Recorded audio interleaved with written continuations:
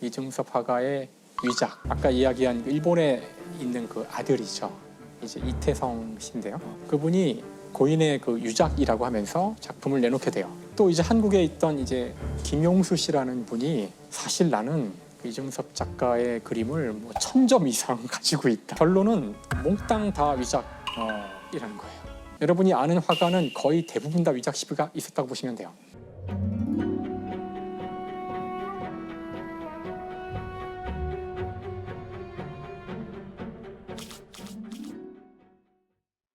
위작 문제가 나온 거는 사실 이분이 남긴 그림이 작은 엽서만한 그림들이 많아요.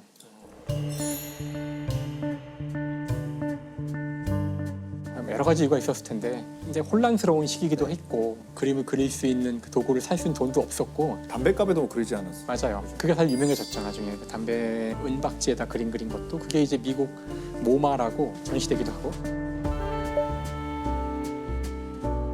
물론 이제 이런 위작 시비가 생기는 이유 중에 하나가 어느 시점 이전에 작품이 거의 없어요. 부산에 쭉 모아놨던 작품이 불타서 공백기가 길기 때문에 그걸 노린 것 같긴 하지만 2005년 정도인가? 재작년 3월 이태성 씨가 고 이중섭 화백의 미발표작 8점을 경매 시장에 내놓으면서 위작 논란이 시작됐습니다. 넉 점이 고가에 낙찰되면서 논란이 더욱 거세졌지만 이 씨는 50년 넘게 소장해온 작품이라며 위작 논란을 일축했습니다.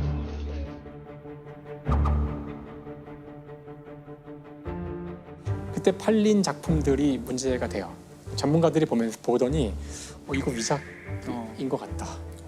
이제 이런 이제 시비가 붙기 시작하는데 아까 이야기한 그 일본에 있는 그 아들이죠.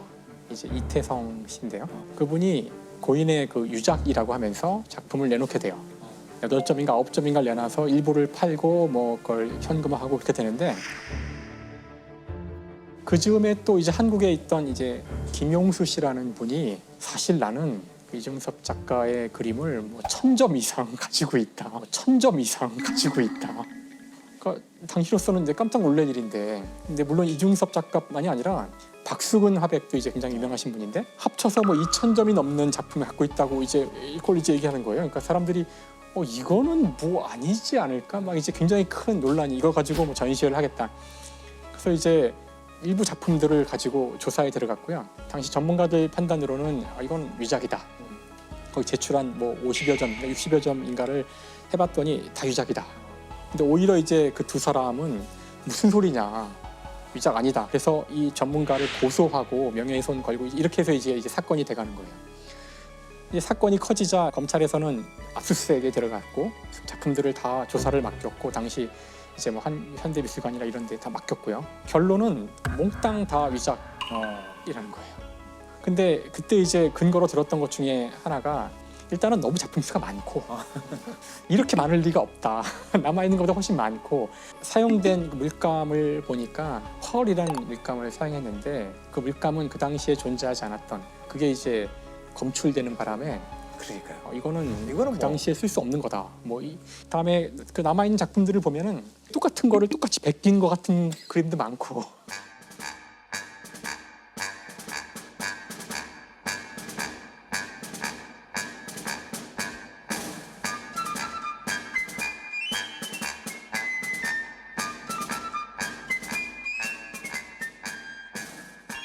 증거가 되게 많았기 때문에 재판부에서는 2년형을 받았는데 3년 집행유예인가 뭐 이런 식으로 나왔어요.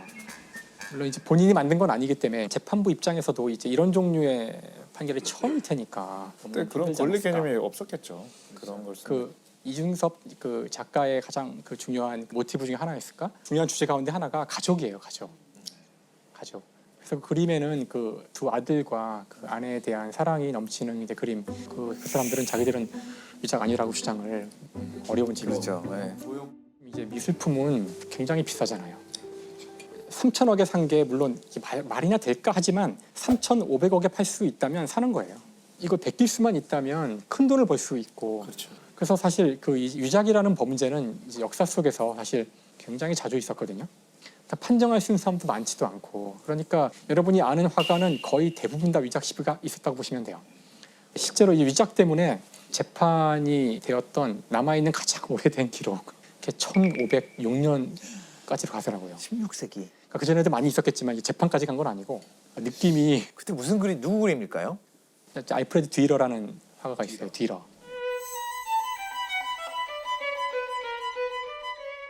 이 사람은 단순히 그림만 그린 게 아니라 이제 판화도 많이 만들어서 이제 판화도 굉장히 유명해졌는데 뒤러는 자기 그림에 최초로 이렇게 자기 서명을 남긴 걸로도 유명해요.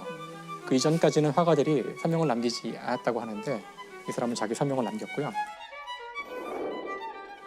누군가 이 사람의 그림을 이제 찍어서 베네치아에서 막 찍어 팔았대요. 그러니까 친구가 얘기해 준 거죠. 야, 네 그림을 막 이렇게 팔고 있어. 그래서 그렇지 않아도 계속 그런 일 때문에 시달리고 있었는데 이때는 이제 팍 뚜껑이 열린 거죠. 참다가 안 되겠다. 이건 내가 한번 조치를 취해야겠다. 그래서 이제 베네치아에 가서 정식으로 법원에 고소를 한 거예요. 이건 이제 명백하게 그 판화를 똑같이 만든 거고요. 거의 똑같이 만들었고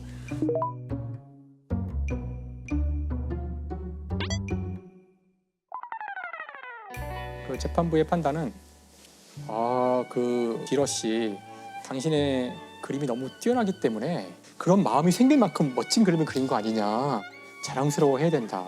더군다나 이건 똑같은 그림도 아닌 것이 자세히 보면 여기 서명도 다르고 조금씩 다른 부분이 실제로 있기 때문에 면밀히 보면 똑같다고 하기도 힘들지 않느냐. 이거는 범죄라고 보기 힘들다. 그러니까 칭찬으로 생각하라는 거네요. 그렇죠.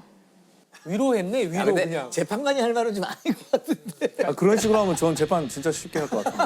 그러니까 지적 재산권에 대한 개념이 있었냐는 건데 피해자 본인은 어떻게 받아들였어요? 그 피해자 판결을. 뒤로. 그 디러는 이것 때문에 너무너무나 화가 나고 왜냐하면 자기의 노력을 남들이 강탈했다고 생각을 한 거예요. 그래서 디러가 이 판결 이후에 썼던 글이 남아있는데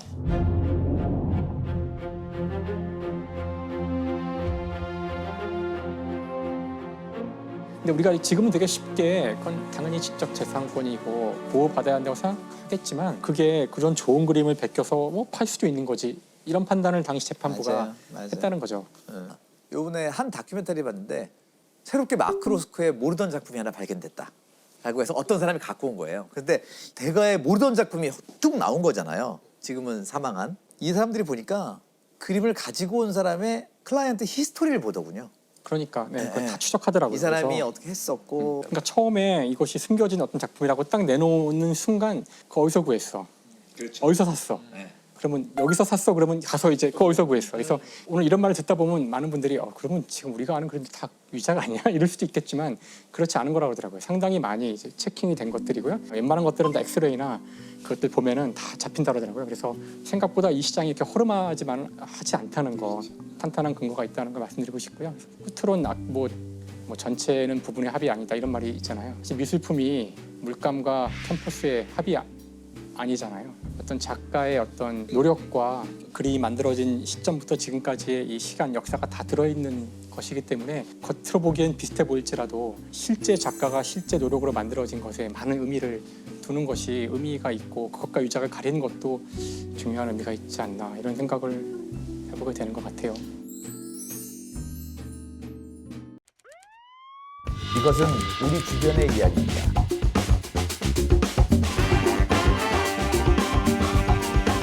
알쓸범잡